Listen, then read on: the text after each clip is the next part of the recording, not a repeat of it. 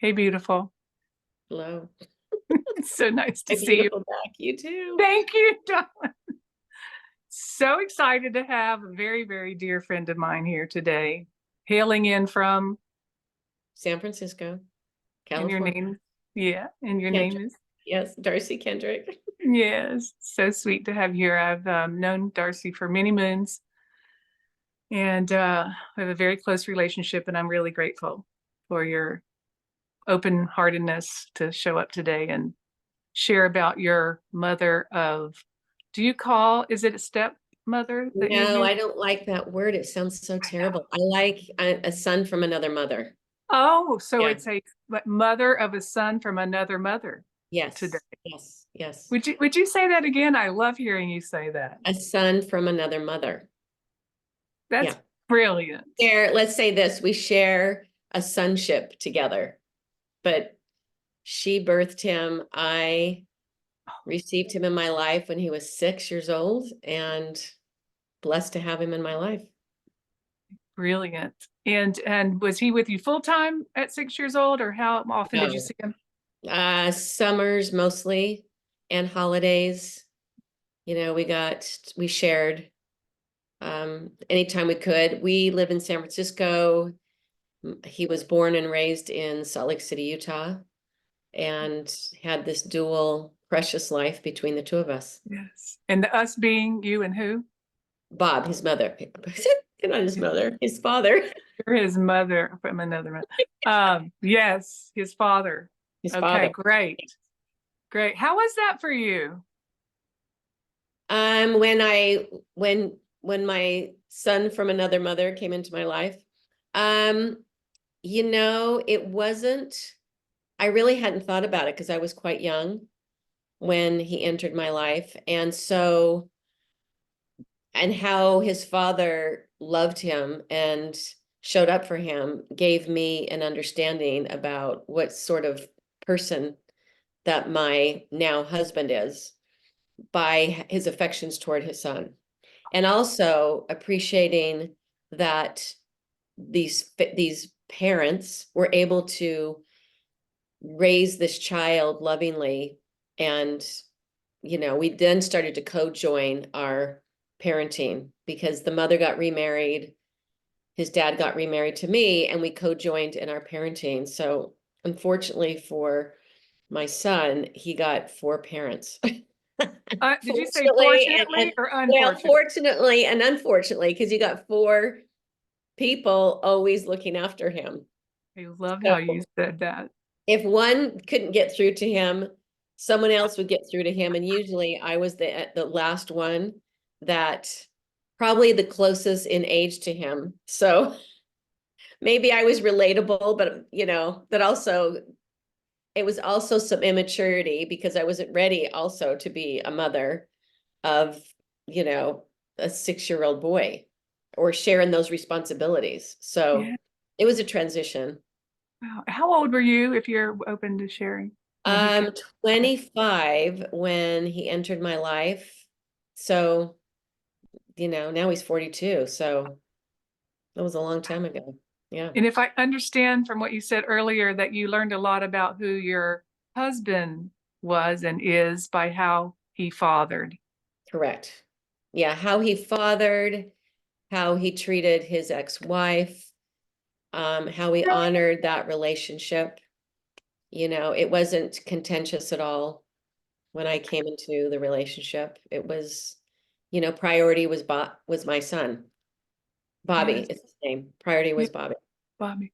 So, we wanted to be and share that time together.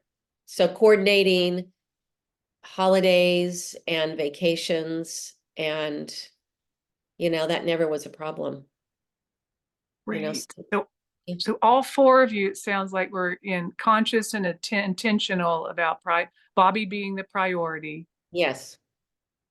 And were you able to do things together, like No, we celebrate? didn't. No, we didn't celebrate together as both parents. Mhm. We just honored each other's, you know, we honored each other individually, but also as an extended family, knowing that our shared goal was in the best interest of Bobby. Right. Right. Okay. Wow, how beautiful is that? Look what we can do. It's true. Look what's possible. Yeah. Very nice. Okay, so I want to share a quote with you, Darcy, and see what wisdom Yeah. ideas you can Okay. share with us Okay. today. Okay. Um, what sons hear and feel from their mothers, they're all forms of mothers, about men and maleness contributes to the kind of man they will become.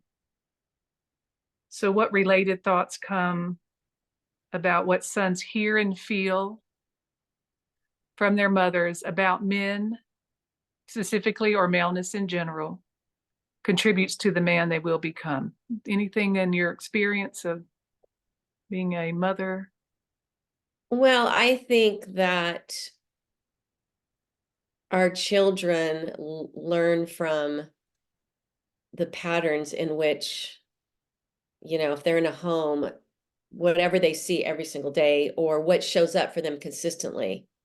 And so I do believe that if they're, for instance, he witnessed his father not only loving me, but also loving his mother and never said anything disparaging about her. So there was no reason for Bobby to think that, that was actually a powerful love move on my husband's behalf. And also for, um, you know, Bobby's mother's new husband, same thing. So I think children see the patterns and see what works, and they just naturally pick up what is balanced. And so when a, a male figure, a male boy has a strong relationship with its mother, I believe it sets them up for a healthy relationship about how women operate in the world. And just there are different roles. We just naturally have different roles. We operate in different ways. But also seeing how, we balance one another. The male and the female balance one another when it's in a healthy relationship. And so from my personal experience, living with Bobby's father and witnessing that love relationship from all of us onto Bobby, um, him personally, I've seen him show an enormous respect for both of his moms, but also for women. And he's gentle and he's kind and nurturing. And, there's nothing about him having to usurp himself more of a male than he's a balanced human being. We all have male and female inside of us. And sometimes I have to exert my male sometimes in certain situations, but I've had great role models in my life that, I know that it's not because of my ego or it's not because I'm lacking something. It's just naturally something that I do. If I step into that role, and more of my maleness, it's because it's necessary at that moment. If I step into more of my female, it's because that's where I need to step in at that moment. And I feel that's the same way with men. Although I think culturally it's more difficult for them because they get a lot of mixed signals in our culture about how they're supposed to act, how they're supposed to be, what they're not doing versus celebrating what they are doing. So I think it's complicated for men in our culture, to be honest with you. I think in the very beginning, they started, I think I read something or listened to something about men having to be the hunters and gatherers, way, way long time ago when they really had to hunt and gather, and they're stronger in their maleness and they're stronger people. And they needed to defend their family, they defended their livestock, they defended their home. And that was much bigger role back when civilization wasn't as modern as today. So as time went on, women became more educated, women became stronger, women became, they started having a voice in the decision making, which I don't think that really was happening back in the olden days. A lot of the men, we just gave them the authority to do it because that's the way it was done. Mhm. But as we have progressed as females, women in our roles, we've now, we have an equal voice in the choices that we make and how we raise our families. And I think that's been also the shift of men recognizing the power of a woman, the femaleness, and not thinking he's above her and she's below him. I think it's becoming more equalized. I would say in healthy relationships, it's a very equal. So trying to raise someone, but I don't think I was consciously doing that. I think that's just how we did it, Mhm.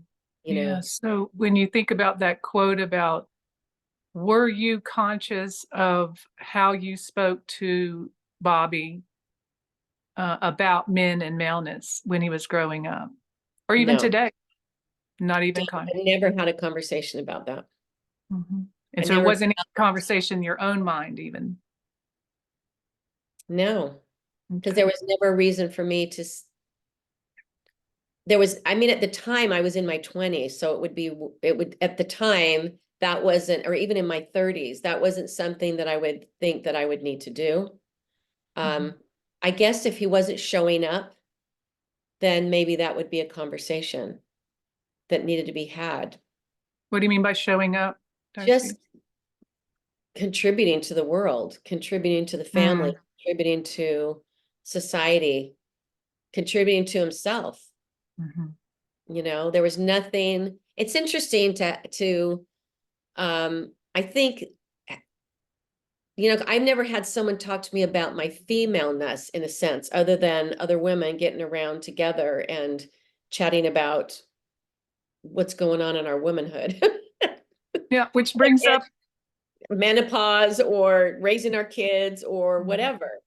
And Mhm. so I don't know. My mom never sat me down and told me about me being a female, Mhm. like other than, starting my menstruation but really nothing else, not even preparing myself for any sexual relationship or, you Yeah. know, Well, you so brought up an interesting thought that do men, are they conscious about how they speak about women and femininity to their sons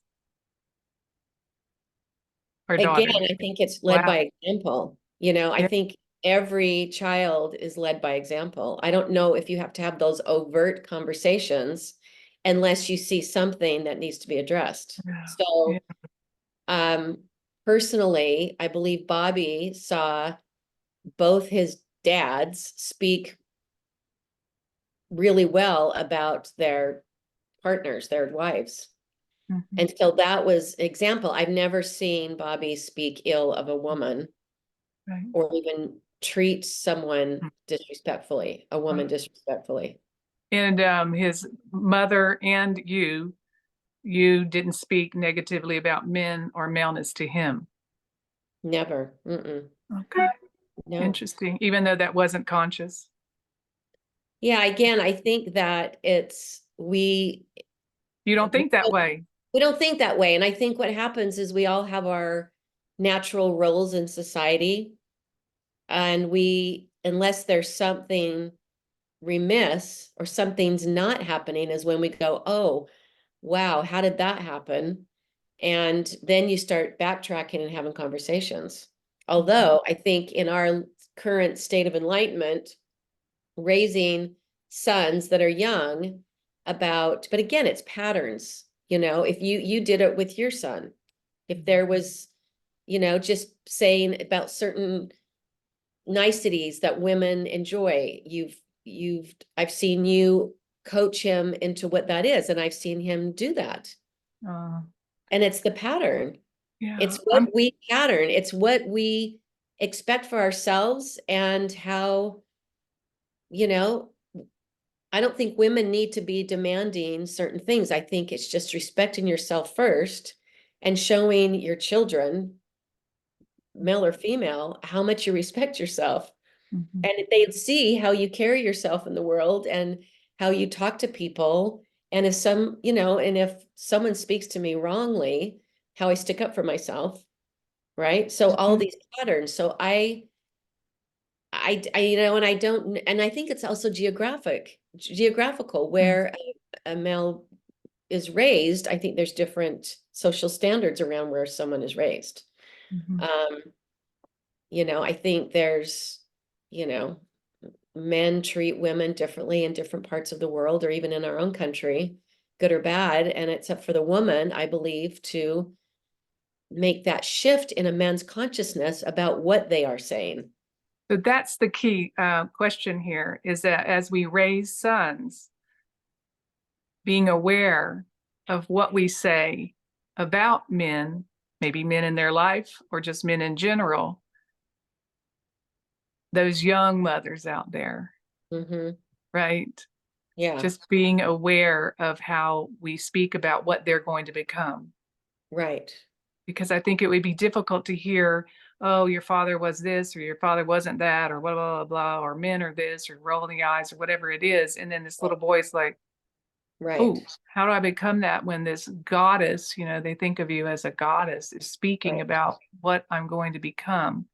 So I think your point is very well taken, that it's important to be aware. You Yeah. might Oh, not even have to have a conversation. no, Like you I think said, just model it.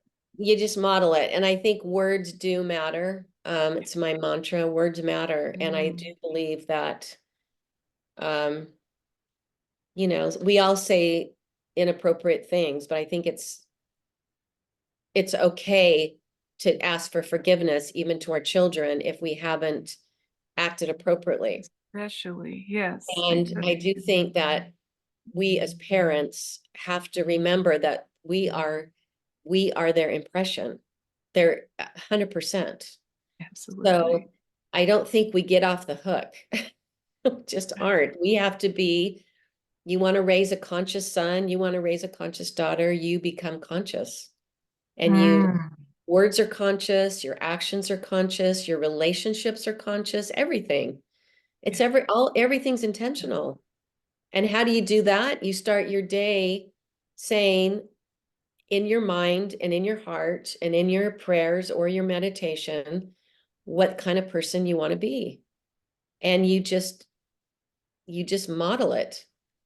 And if you're in the car and you're swearing at someone because they're not driving well, you realize, oh my gosh, I've got an audience watching me and they're going to model my behavior when I drive. So is that what I want them to do? And then I have to go, I'm sorry, please forgive me. That was really that was silly of me to respond that way. Right. And please catch me if I do that again. Oh, I Bring love them into the correction because, modeling, I don't think we need to have those hard sit down and say, this is what you're going to be when you become a man, or this is what no. you're going to be this as a human being.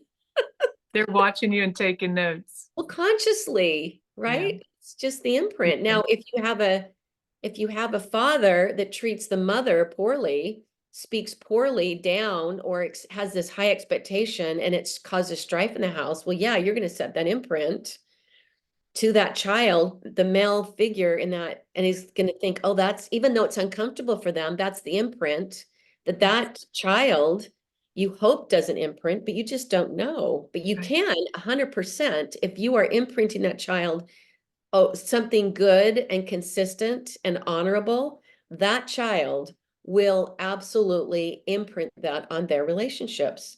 It just has to be. And I And also, if you imprint bad, then they will imprint that, but they have to work really hard to get that out of them. that's very true. I agree. Yeah. Yes. Love that visual. Yes.